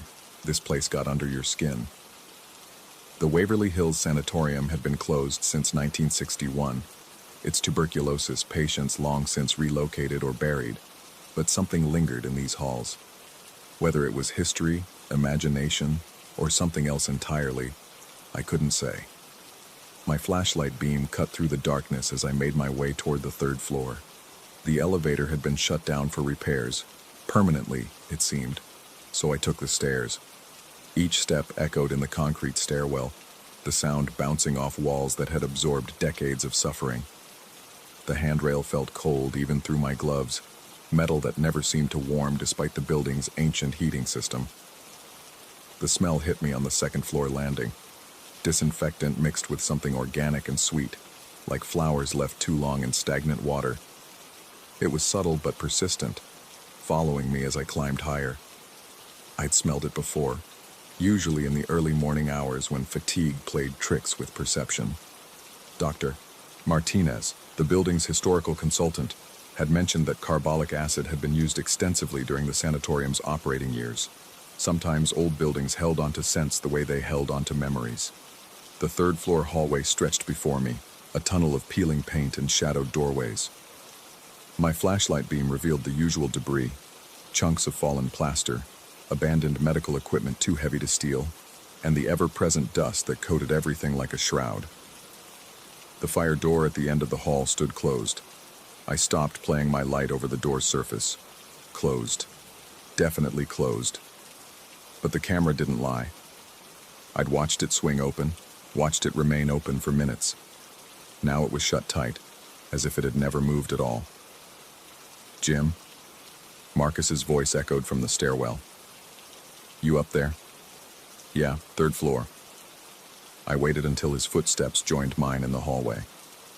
Doors closed now. Marcus approached, his own flashlight joining mine to illuminate the steel door. He tested the handle, locked, as it should be. The mechanism showed no signs of tampering, no evidence that anyone had forced it open. He examined the hinges, running his fingers along the frame. "Cameras malfunction sometimes," he said, but his tone lacked conviction. "Especially the older ones. Motion sensors can glitch, make it look like something's moving when it's not." I wanted to accept that explanation. It would have been easier to blame faulty equipment than to consider alternatives. But I'd seen the door open, watched it swing inward with deliberate slowness, as if someone on the other side had been testing whether the coast was clear. We returned to the security office, and I rewound the footage. The timestamp showed 2:47 a.m., but the screen displayed only a closed door. No movement, no opening, nothing that matched what I'd witnessed. The digital file showed an unbroken sequence of static images, the door remaining firmly shut throughout the night.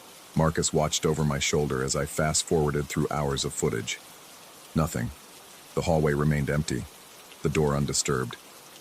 "Equipment malfunction," he repeated, but he didn't sound convinced. "I'll put in a work order for the camera system." He left me alone with the monitors, but sleep felt impossible. I made coffee and settled in for the remaining hours of my shift, eyes fixed on the screens that showed empty hallways and dark rooms. The building seemed to pulse around me, its heating system creating a rhythm that resembled breathing. Somewhere in the distance, metal expanded and contracted with soft pinging sounds, like fingers tapping against glass. The next night, I arrived early, hoping to catch whatever had triggered the previous evening's anomaly. The day shift guard mentioned nothing unusual, and the work order for the camera system hadn't been processed yet. I settled into the familiar routine of monitoring empty spaces, but my attention kept drifting to camera 3B. At 2:30 a.m., the lights in the third-floor hallway flickered. Just a brief interruption, the kind of electrical hiccup that plagued old buildings. But when the illumination steadied, the fire door was open again. This time, I didn't hesitate. I grabbed my radio and headed for the stairs, taking them two at a time. The disinfectant smell was stronger tonight, almost overwhelming as I reached the third floor. But there was something else mixed in. Ozone, like the air after a lightning strike. The hallway was empty, and the door stood open exactly as I'd seen it on the monitor. I approached slowly, flashlight raised, and peered into the darkness beyond the threshold. The beam revealed a short corridor leading to what had once been a patient ward. Hospital beds still lined the walls, their metal frames twisted with age and neglect. I stepped through the doorway, and the temperature dropped noticeably. My breath began to mist, and the smell of disinfectant became so strong it made my eyes water. The floor creaked under my feet, ancient linoleum protesting my weight. That's when I heard it, a soft scraping sound, like metal dragging against concrete. It came from deeper in the ward, beyond the reach of my flashlight. I moved forward, following the sound, but it stopped as soon as I took a step. The silence that followed was absolute. No building sounds, no distant traffic, not even the whisper of air through the ventilation system. It was as if the entire world had been wrapped in cotton, muffling everything except the sound of my own breathing. I retreated to the doorway and called Marcus on the radio. When he arrived 10 minutes later, the door was closed again. Not just closed, sealed. Heavy metal plates had been welded over the frame, crude but effective barriers that definitely hadn't been there an hour before. The welds looked fresh, with slag still scattered on the floor beneath them. Marcus ran his hands over the plates, testing their solidity. They didn't budge. The metal was real, the welds professional, as if a work crew had spent hours securing the doorway. But no one had entered the building. The alarm system would have detected any intrusion, and we held the only keys. "This is impossible," Marcus muttered, but he was already reaching for his phone. "I'm calling the supervisor." While we waited for backup, I reviewed the security footage again. The cameras showed the door opening at 2:30 a.m., remaining open for exactly 11 minutes, then closing. There was no record of anyone entering or leaving the building, no sign of welding equipment or workers. The metal plates simply appeared, as if they had materialized from nothing. 3 more guards arrived within an hour, including the day supervisor and a maintenance technician. They examined the welded plates, took photographs, and ran diagnostics on the security system. Everything checked out. The building was secure, the alarms functioning properly, and the footage corroborated our story, up to a point. The point where the plates appeared from nowhere. Dr. Martinez arrived at dawn, summoned by a supervisor who was clearly out of his depth. She examined the welded door with the methodical approach of someone accustomed to unexplained phenomena. The Waverly Hills Sanatorium had a reputation for strange occurrences, she explained, and the building's history included several incidents that defied conventional explanation. Tuberculosis patients were often isolated behind sealed doors, she told us as she measured the metal plates. Some of the more severe cases were essentially entombed in their rooms, the doorways welded shut to prevent the spread of infection. It was considered a mercy. They were dying anyway. I felt my stomach twist. "You're saying this happened before?" "Different wing, different doors. But yes, the practice was documented. Ward 3B was specifically designated for terminal cases." She paused, studying my expression. "The last patients in this wing died in isolation, behind barriers very similar to these." The revelation should have provided some comfort, a historical explanation for what we'd witnessed, but it only deepened my unease. If the building was somehow recreating its own past, what did that mean for those of us who worked here? Were we witnessing echoes of old tragedies, or were we becoming part of a pattern that stretched back decades? Over the following weeks, I found myself obsessing over the sealed door. The welded plates remained in place, a permanent reminder of that impossible night. But the obsession went deeper than curiosity. I began researching the sanatorium's history, spending my off hours in the local library, reading medical records and newspaper accounts from the building's operational years. The stories I found were disturbing. Patients had indeed been sealed behind doors, sometimes while still alive. The practice was justified as quarantine, but the records suggested something more sinister. Staff members had reported hearing sounds from behind the welded barriers, tapping, scratching, voices calling for help. The sounds continued for days after the barriers were installed, then gradually faded to silence. One account particularly haunted me. A nurse named Catherine Mills had reported seeing patients walking the halls months after their deaths, still seeking treatment that would never come. Her supervisor had dismissed the claims as stress-induced hallucinations, but Mills had persisted. She documented times, locations, and descriptions of the apparitions she encountered. Her final report, dated 3 days before she disappeared, described a fire door that opened and closed on its own, revealing glimpses of patients who had been dead for years. The similarity to my own experience was unmistakable, but I couldn't determine whether that made the phenomena more real or less. Was I experiencing the same supernatural events that had driven Catherine Mills from the building? Or was I succumbing to the same psychological pressures that had claimed her sanity? The question consumed me. I began taking photographs of the sealed door during my shifts, documenting any changes in the welded plates. They remained constant, but my perception of them seemed to shift. Sometimes the metal looked freshly installed. Other times it appeared aged and weathered, as if it had been in place for decades. Marcus noticed my fixation and suggested I take some time off. The building was getting to me, he said, the same way it had gotten to the others who'd quit. But I couldn't leave. Not when I was so close to understanding what had happened that night. The understanding came 3 weeks later, during another late shift. I was reviewing the security footage when I noticed something I'd missed before. In the corner of camera 3B's field of view, barely visible in the low-resolution image, was a figure, a person in what appeared to be medical scrubs, standing in the hallway just out of clear sight. The timestamp showed 2:46 a.m., 1 minute before the door had opened. I enhanced the image as much as the system would allow, but the figure remained frustratingly indistinct. It could have been a staff member, a trespasser, or a trick of light and shadow. But as I watched, the figure moved toward the door. The image was too dark to make out details, but the movement was deliberate, purposeful. Someone had been in that hallway, someone who shouldn't have been there. I called Marcus, but he didn't answer his radio.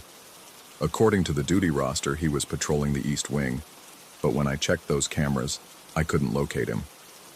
A sick feeling began to build in my stomach as I searched through all the camera feeds, looking for any sign of my partner.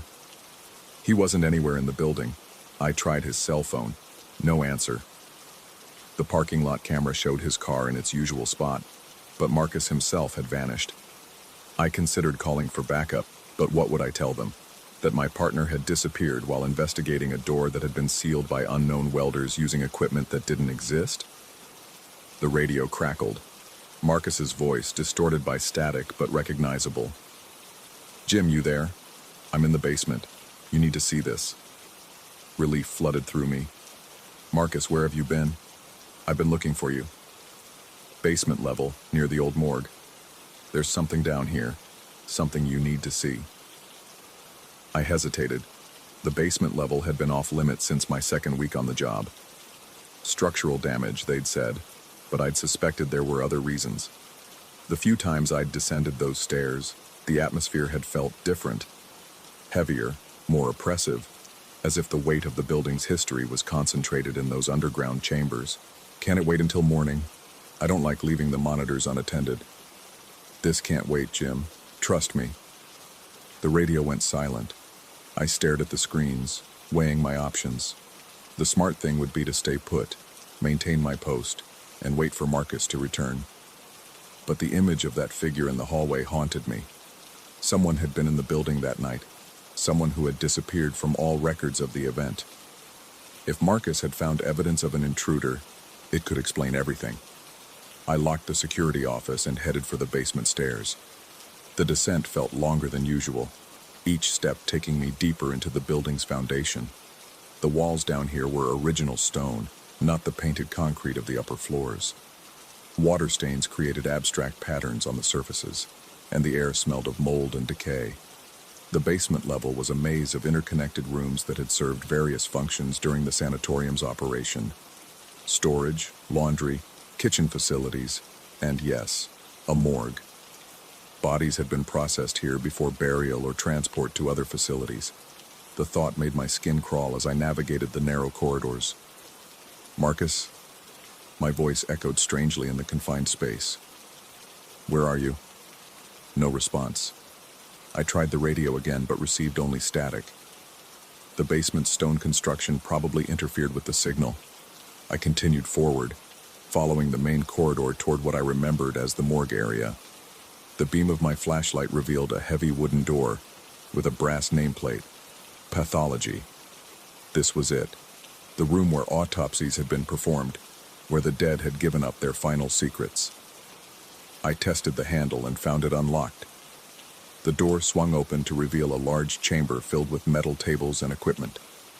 Some of the furniture was original to the building, while other pieces appeared to be more recent additions. But what caught my attention was the far wall, where several metal plates had been welded over what appeared to be doorways or windows. The plates were identical to those sealing door 3B. I approached the wall, running my hands over the welded barriers. The metal was cold to the touch, and I could feel vibrations through the steel, subtle tremors that suggested something was moving on the other side. As I listened, pressing my ear to the plate, I heard what sounded like voices. Multiple voices, speaking in urgent whispers that I couldn't quite understand. The words seemed to be in English, but the acoustics of whatever space lay beyond the barrier distorted them into incomprehensible murmurs. "Jim?" I spun around, heart pounding. Marcus stood in the doorway, but something was wrong with his appearance. His uniform looked different, older, more formal than the standard security company issue, and his face seemed younger, the lines around his eyes smoothed away. "You found it," he said, and his voice carried a strange echo. "I knew you would. You're persistent, just like Catherine was." Catherine? Nurse Mills. She understood what this place really is, what it's always been. Marcus, or the thing that looked like Marcus, stepped into the room. A threshold, a place where the boundaries become thin. I backed toward the sealed wall, my mind racing. This wasn't Marcus. It couldn't be. But the voice was his, and the mannerisms were familiar.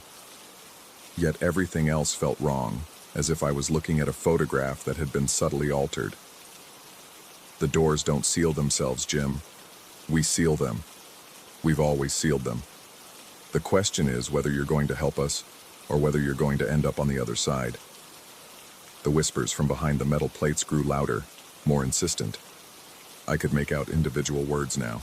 Pleas for help, demands to be released, accusations of betrayal, and underneath it all, a sound that made my blood freeze, the scraping of metal against stone, as if someone was trying to claw their way through the barriers. "What do you want?" I managed to ask. "The same thing we've always wanted, to maintain the quarantine, to keep the infected contained." The thing that looked like Marcus smiled, but the expression never reached its eyes. "Some diseases don't die with their hosts, Jim. Some diseases need different kinds of treatment." I realized then that I had been asking the wrong questions. The mystery wasn't who had welded the door shut. It was why I had been chosen to witness it. Why me? Why now? Why had I been the one to see the door open when the cameras recorded nothing? The answer was simple and terrifying. Because I was supposed to see it. Because I was being recruited. "You can leave," the Marcus thing said, as if reading my thoughts. "Walk away, find another job. Pretend none of this happened. But you'll never forget what you've seen. And eventually, you'll come back. They always come back." The whispers behind the metal plates became a chorus, dozens of voices calling my name. Some sounded familiar, previous security guards perhaps, or maintenance workers who had encountered the same impossible choice. Join the quarantine effort. or become part of what needed to be contained. I looked at the thing that might have been Marcus, at the sealed wall that vibrated with trapped voices, at the pathology room where the dead had once been dissected in search of answers that would never come. Everything felt real and unreal simultaneously, as if I was experiencing a waking dream that had been tailored specifically to my fears and obsessions. But that was the point, wasn't it? The building didn't just house the dead, it housed the fears of the living. It took whatever haunted you and made it manifest, gave it weight and substance, and the power to change your reality. I ran, through the basement corridors, up the stairs, past the security office with its bank of monitors showing empty hallways. I didn't stop until I reached my car in the parking lot, didn't breathe easily until I was miles away from the Waverly Hills Sanatorium. I never returned to work. The security company called several times asking for an explanation, but I couldn't provide one that wouldn't result in psychiatric evaluation. Eventually, they stopped calling. But the Marcus thing had been right about one thing. I can't forget what I saw. And sometimes, late at night, I find myself driving past the sanatorium. The building looks different now, smaller somehow, and less threatening. Just an old structure filled with historical curiosities and urban legends. The fire door on the third floor remains sealed behind its welded plates. I know because I've checked. The barriers are still there, but they look older now, weathered by decades of neglect, as if they've always been there, as if that night in the basement was just another hallucination brought on by isolation and stress. But I know what I experienced.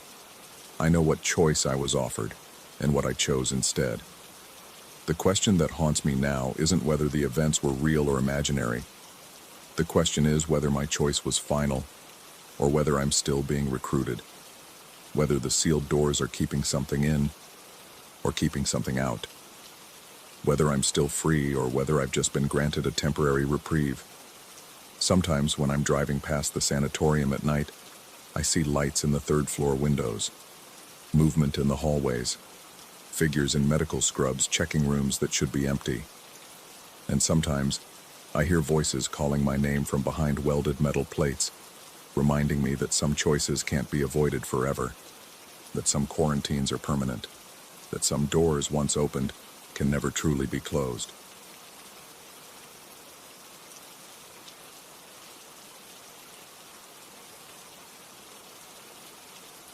Story 7. The first thing I noticed wasn't the twisted metal or the smoke rising from the overturned sedan. It was the silence. Out here on the Nullarbor plain, silence should be as natural as breathing, but this was different. This was the kind of quiet that makes your ears ring and your skin crawl, like the world had suddenly forgotten how to make sound. I'd been driving road trains across this stretch of Australian emptiness for 15 years, and I'd seen my share of accidents. Kangaroos were notorious for leaping into traffic at dusk, their eyes reflecting headlights like twin stars before the inevitable impact. But as I downshifted my 48-ton rig and felt the air brakes hiss, something about this scene made my stomach clench. The sedan lay on its roof 20 meters from the asphalt, steam rising from its crumpled hood. The acrid smell of burning rubber and hot metal filled the cab as I rolled to a stop, but underneath it was something else.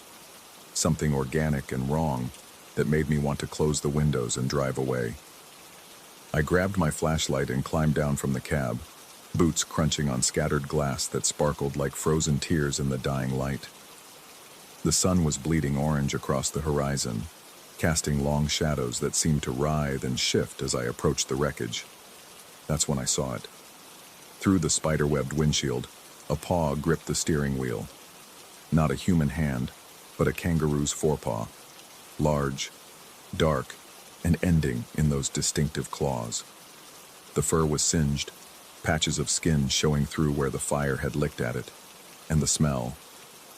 Christ, the smell was like burning hair and something deeper, something that reminded me of my grandmother's house after she'd died and we'd found her 3 days later. I circled the car, shining my light through the shattered windows. No body inside, human or otherwise. Just that charred paw, still gripping the wheel as if whatever had owned it had been trying to steer even as everything went to hell. The rational part of my mind, the part that had kept me sane through years of long-haul drives and too much solitude, told me a kangaroo had been thrown through the windshield on impact, probably decapitated or worse, leaving just the limb behind. Happened all the time. Physics and biology doing their grim mathematics. But as I straightened up and wiped sweat from my forehead, I felt eyes on me. 20 meters away, at the edge of my flashlight's reach, something moved. Not the nervous twitch of a wallaby or the deliberate hop of a kangaroo, but something that seemed almost thoughtful. The beam caught a pair of dark eyes, unblinking and focused entirely on me. A kangaroo sat upright in the traditional pose, but something was wrong with its proportions. Too tall, maybe, or too still. In 15 years of driving these roads, I'd never seen one of the big reds just sit and stare like that. They'd bolt at the first sign of human approach, or if they were feeling territorial, they'd thump their tail and show you their claws. This one just watched. I called out, more to break the oppressive silence than to communicate.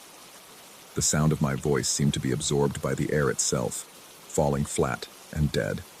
The kangaroo's ears didn't even twitch. Then I noticed its left forepaw. Where the fur should have been thick and red-brown, there was nothing but raw pink skin. Fresh burns, still weeping. The same pattern of damage I'd just seen gripping the steering wheel. My hand started shaking and I nearly dropped the flashlight. I blinked hard, squeezed my eyes shut and opened them again, but the kangaroo was still there.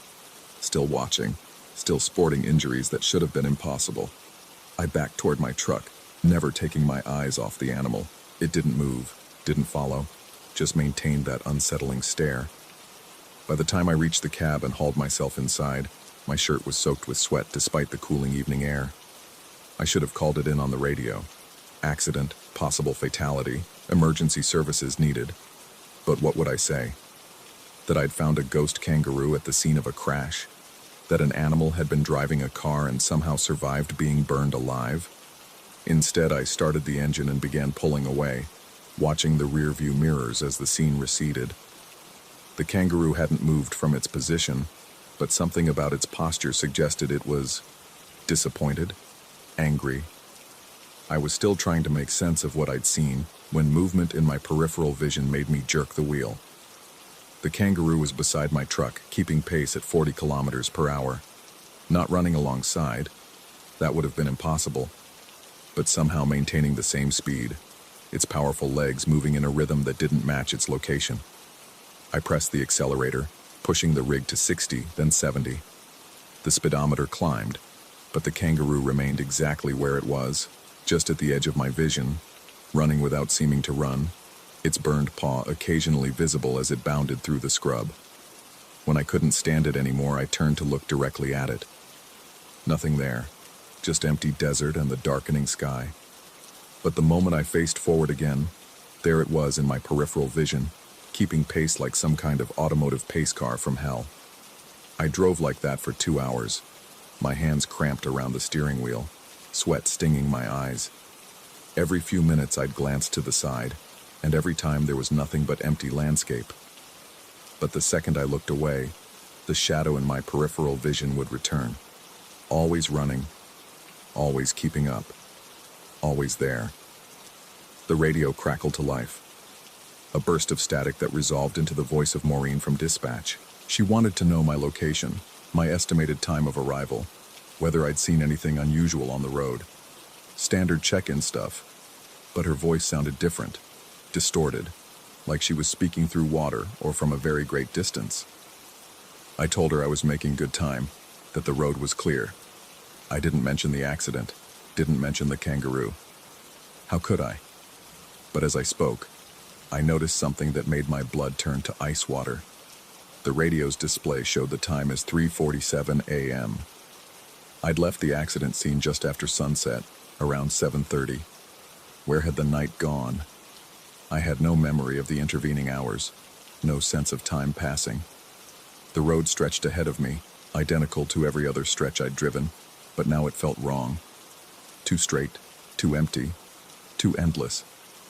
And the kangaroo was still there, running alongside my truck in the space between what I could see and what I couldn't. I tried to rationalize it. Microsleep episodes were common among long-haul drivers. The mind could play tricks after hours of staring at unchanging asphalt. Hallucinations weren't unheard of, especially in states of extreme fatigue or stress. But this felt different. This felt real in a way that made my skin crawl and my throat tighten. The radio crackled again, but this time, instead of Maureen's voice, I heard something else. A sound like breathing, but wrong. Too fast, too sharp, like something panting after a long run. Then, just at the edge of hearing, I could swear I heard the rhythmic thump of powerful legs hitting the ground. I switched off the radio. The silence that followed was absolute. No engine noise, no road noise, no wind. Just the sound of my own heartbeat and that persistent feeling that I was being watched, followed, hunted. That's when I saw the lights ahead. Not the familiar glow of a truck stop or the scattered illumination of a small town, but something else entirely. A single point of light that seemed to pulse with its own rhythm, growing larger as I approached. As I got closer, I realized it wasn't getting bigger. It was getting brighter, more intense, like staring into the headlight of an oncoming vehicle. But there was no other vehicle. Just that light, hanging in the darkness ahead of me like a malevolent star. I eased off the accelerator, but the light continued to grow brighter. Soon it was painful to look at directly, forcing me to squint and shield my eyes. The truck's own headlights seemed dim in comparison, as if they were being absorbed by that impossible radiance. And then I heard it. A sound like fingernails on metal, but louder, more persistent. It was coming from outside the cab, from the passenger side. Something was scratching at the door, scratching with the desperate persistence of something that wanted in. I glanced at the side mirror and saw nothing. Just darkness, and the reflection of my own terrified face. But the scratching continued, regular as a metronome, patient as death. The light ahead pulsed brighter, and for a moment I could see what was causing it. A figure stood in the middle of the road, tall and wrong-shaped, its eyes reflecting the truck's headlights like polished coins. It raised one arm, or what might have been an arm, and I saw the silhouette of massive claws against the blazing illumination. I slammed on the brakes, felt the truck shudder and slide as 48 tons of vehicle and cargo fought against momentum and physics. The air brakes screamed, rubber burned against asphalt, and for a moment I was certain I was going to hit whatever was standing in my path. But when the truck finally came to a stop, there was nothing there. No figure, no light, no obstruction of any kind, just empty road stretching into darkness, and the sound of my own ragged breathing. The scratching at the passenger door had stopped. I sat there for what felt like hours, engine idling, hands shaking so badly I could barely grip the steering wheel. Eventually, I forced myself to grab the flashlight and climb down from the cab. I had to know what had been making that sound. The passenger side of the truck looked normal. No scratches, no damage, no sign that anything had been trying to get in. But as I played the flashlight beam across the metal, I noticed something that made my mouth go dry. Paw prints in the dust and dirt that had accumulated on the truck's side panels. Not dog prints or cat prints, but the distinctive marks of a large kangaroo. They started at ground level and climbed up the side of the cab, as if something had been trying to climb aboard. And they were fresh. The dust around them was still settling. I backed away from the truck, flashlight beam dancing wildly as my hands shook. That's when I heard it, a sound like heavy breathing, coming from somewhere behind me. I spun around, but there was nothing there except the vast emptiness of the Nullarbor plain. But the breathing continued, getting closer, and I realized with growing horror that it was coming from multiple directions, as if I was surrounded by things that needed air, but shouldn't exist. I ran back to the cab and hauled myself inside, slamming the door and hitting the central lock. The engine was still running, and I put the truck in gear without checking my mirrors, without looking around, without doing any of the safety checks that had become second nature over 15 years of professional driving. I just drove. The radio crackled to life again, and this time Maureen's voice was clear and immediate. Base to truck 77. What's your status? You missed your scheduled check-in. I grabbed the handset with trembling fingers. This is 77. I'm having some technical difficulties. Copy that, 77. Are you experiencing mechanical problems? Do you need assistance? I almost laughed. Assistance? What kind of assistance did you call for when reality itself was malfunctioning? Negative. Base. Just some radio interference. I'll be back on schedule within the hour. But even as I said it, I knew it wasn't true. I'd been driving for what felt like days, but according to the dashboard clock, only 6 hours had passed since I'd left my last stop. The mathematics didn't work, the timeline didn't make sense, and the kangaroo was back, running alongside the truck with that impossible gait, its burned paw occasionally visible in the glow of the running lights. I tried not to look at it directly, tried to focus on the road ahead, but it was always there in my peripheral vision, always keeping pace, always watching, always waiting for something I couldn't understand. The sun was beginning to rise, painting the eastern sky in shades of pink and gold that should have been beautiful, but somehow looked wrong. Too bright, too intense, like the light I'd seen in the road. And as the dawn light grew stronger, I could see more clearly what was running beside my truck. It wasn't quite a kangaroo, close enough to fool the eye at a distance, but the proportions were wrong.